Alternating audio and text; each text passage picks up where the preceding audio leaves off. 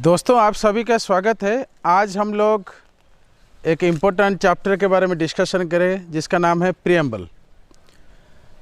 इससे पहले हम लोग कई सारे लेसन बना चुके हैं, आप देख लीजिएगा।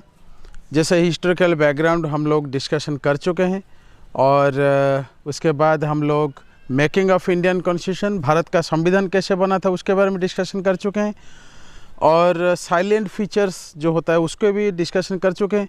आज हम लोग प्रीएम्बल के बारे में डिस्कशन करेंगे। ये प्रीएम्बल होता क्या है, संविधान में इसका क्या मतलब विशेषता है, इम्पोर्टेंस क्या है, सिग्निफिकेंस क्या है, और प्रीएम्बल से जुड़े हुए कई सारे केसेस जो सुप्रीम कोर्ट में फैसला आया है उसके बारे में डिस्कशन करेंगे। और प्रीएम्बल से छोड़ के अगर संविधान में क्या असर होता है, मतलब अगर प्रीएम्बल नहीं होता है संविधान में तो क्या असर होता है, इसके बारे में हम लोग डिस्कशन करेंगे। तो चलिए शुरू करते हैं। पहले प्रीएम्बल होता क्या है। प्रीएम्बल का मतलब ये होता है, अगर आप देखेंगे इस शब्द को प्रीएम्बल, जैसे एक होता है प्री और एक एम्बल होता है, ये दोनों मिलके प्रीएम्बल हुआ है ना। तो प्री का मतलब होता है बिफोर, एम्बल का मतलब होता है ग्रीक लैंग्वेज में टू वॉक। जैसे एम्बुलेंस होता है, मतलब कहीं पर भी जा सकता है, इमरजेंसी का प्रोविज़न। जैसे कोई किसी का तबीयत ख़राब हो गया है तो एम्बुलेंस लेके जाता है। तो प्री एम्बुलेंस का मतलब ये होता है जाने से पहले, मतलब कहाँ जाने से पहले, भारत का संविधान या किसी की संविधान को जाने से पहले, किसी भी देश का, किसी भी राष्ट्र का संविधान से, मतलब संविधान से गुजरने से पहले, संविधान को जाने से पहले, पढ़ने से पहले अगर कुछ जानना है वो होता है प्रीएम्बल। ऐसे में प्रीएम्बल का कई सारे डेफिनेशन है। जैसे कई बोलता है प्रीएम्बल होता है आइडेंटिटी कार्ड ऑफ कॉन्स्टिट्यूशन, संविधान का आइडेंटिटी कार्ड होता है, परिचय होता है संविधान, ये प्रीएम्बल। कोई बोलता है प्रीएम्बल जो होता है वो दर्शन होता है, संविधान का दर्शन कहा जाता है प्रीएम्बल को। तो मैं जहाँ तक मुझे पता है मैं आपको बताना चाहता हूँ, प्रीएम्बल का मतलब ये होता है फिलोसॉफी ऑफ कॉन्स्टिट्यूशन, संविधान का दर्शन क्या है। प्रीएम्बल का मतलब ये होता है हमारे जो संविधान निर्माता, जो संविधान बनाए हैं, उनका एक्चुअली असल में क्या चिंताधारा था, मतलब क्या सोच था हमारा देश भारत को बनाने के लिए, उसको कहते हैं प्रीएम्बल। प्रीएम्बल जो टेक्स्ट अगर आप देखेंगे, किताबों में देखेंगे, लिखा है we the people of having solemnly resolved, ऐसे करके लंबा लाइन है। तो उसमें justice, social justice, economic justice, political justice के बारे में कहा गया है, लिबर्टी, इक्वलिटी, फ्रैटर्निटी के बारे में कहा गया है, और कई सारे चीज़ें हैं। इसको हम लोग डिस्कशन अभी करेंगे।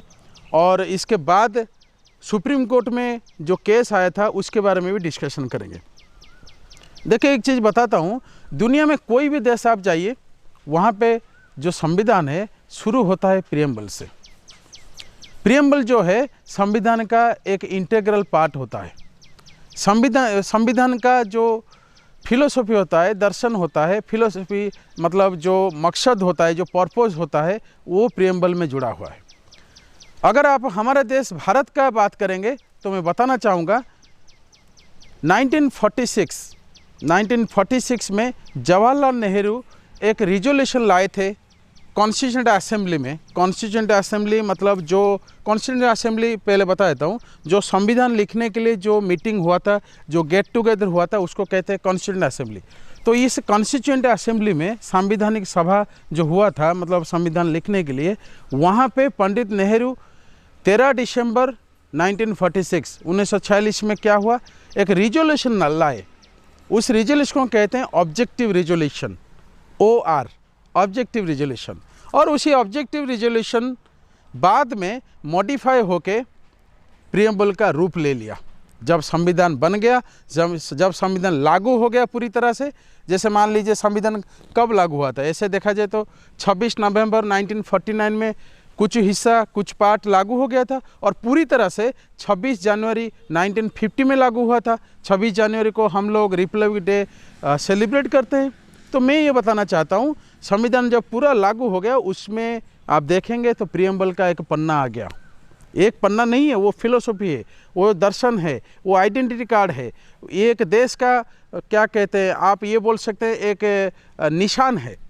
ठीक, तो मैं बता रहा था आपको पंडित नेहरू ने 1946 में कॉन्स्टिट्यूंट असेंबली जब ये चीज़ लाए, ऑब्जेक्टिव रिजर्वेशन लाए, तो क्या हुआ, उनका मतलब ये था, पर्पज ये था, ऑब्जेक्टिव ये था कि हमारा देश भारत कैसे महान बने, हमारा देश भारत कैसे डेवलप्ड कंट्री में, डेवलप्ड नेशन में बने, विकसित राष्ट्र बने, कैसे भूखा ख़त्म हो, कैसे हमारा देश में ऑल काइंड्स ऑफ डेवलपमेंट, हर तरह का विकास होना चाहिए, सबका विकास होना चाहिए, ऐसा आइडिया था। और उसको बाद में मॉडिफाई करके जो ऑब्जेक्टिव रिजोल्यूशन था वो बन गया भारत का प्रीएम्बल, मुखबंध, ठीक है। और ये प्रीएम्बल जब बन गया, हमारा देश जब आज़ाद हो गया और 1950 में जब ये संविधान पूरी तरह से लागू हो गया, कुछ दिन तक तो सही चला, कुछ दिन तक तो सही चला, लेकिन क्या हुआ बाद में, थोड़ा बहुत मैं बताना चाहता हूँ, कुछ डिस्प्यूट आया। और जब डिस्प्यूट आया, सुप्रीम कोर्ट चले गए। सुप्रीम कोर्ट जो फाइनल डिसीजन देता है, सुप्रीम कोर्ट में 3 केस आया। पहला केस 1960 में आया, जो पहला केस 1960 में आया उसमें बेरुवेरी केस आया था। उसमें सुप्रीम कोर्ट बोला जो प्रीएम्बल होता है वो संविधान का हिस्सा नहीं है, मतलब preamble is not part of the constitution. लेकिन 13 साल के बाद जब 1973 में केशवानंद भारती केस आया, तो उसमें संविधान को, मतलब जो प्रीएम्बल होता है संविधान का पार्ट है, ये बात सुप्रीम कोर्ट प्रीवियस जजमेंट को चेंज करके बोल दिए। मैं फिर से बताना चाहता हूँ, 1960 में सुप्रीम कोर्ट ने बोले, जजमेंट दिए, preamble is not part of the constitution, संविधान का प्रीएम्बल हिस्सा नहीं है।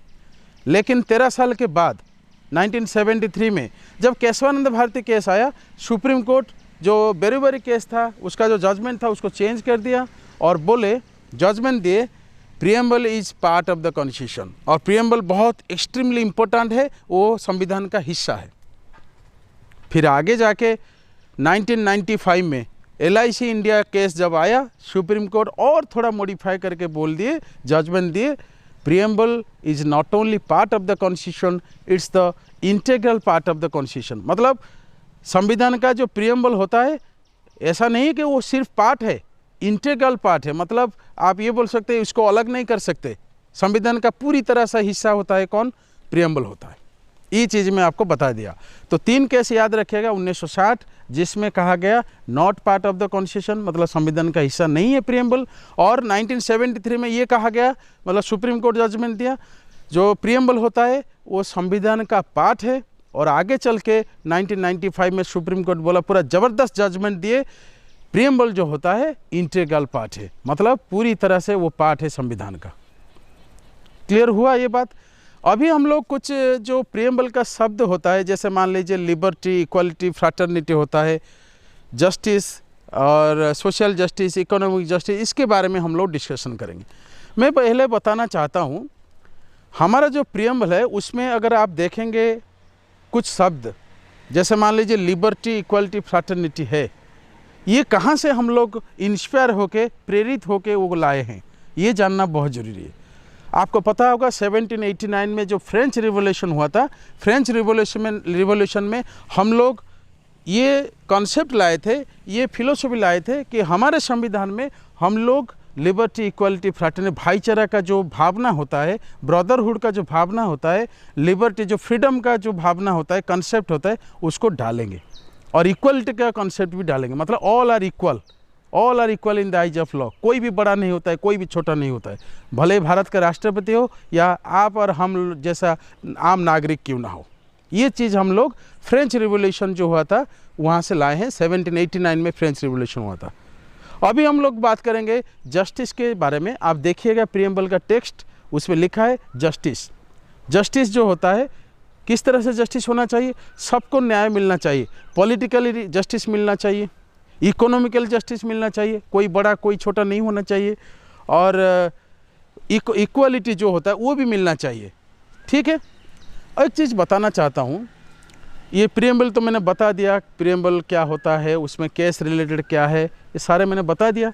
अंत में एक चीज़ बताना चाहता हूँ, प्रीएम्बल एक बार अमेंडमेंट भी हुआ है। अमेंडमेंट का मतलब होता है संशोधन। एक बार अभी तक आप हम लोग जब अब डिस्कशन कर रहे हैं, अभी तक का डेट है, एक बार अमेंडमेंट हुआ है संविधान में। प्रीएम्बल जो होता है वो संशोधन किया गया है, रेक्टिफाई किया गया है। कब किया गया था? 1976 में।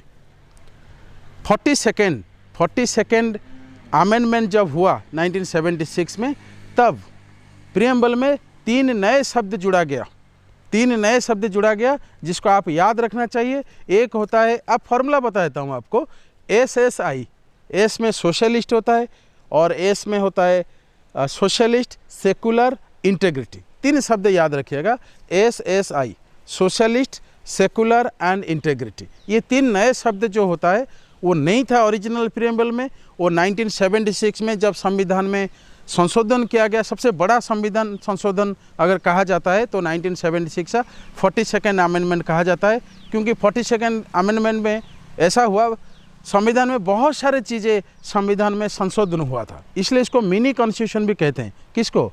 42nd अमेंडमेंट को मिनी कॉन्स्टिट्यूशन कहते हैं। तो इस समय क्या हुआ, प्रीएम्बल को भी ये लोग जो कहते हैं अमेंडमेंट किए पार्लियामेंट में, और इसमें 3 नए शब्द जोड़े जिसका नाम है सोशलिस्ट, सेकुलर, इंटीग्रिटी। 3 शब्द आपको याद रखना है। मैं समझता हूँ ये चीज़ आपको क्लियर हो गया होगा।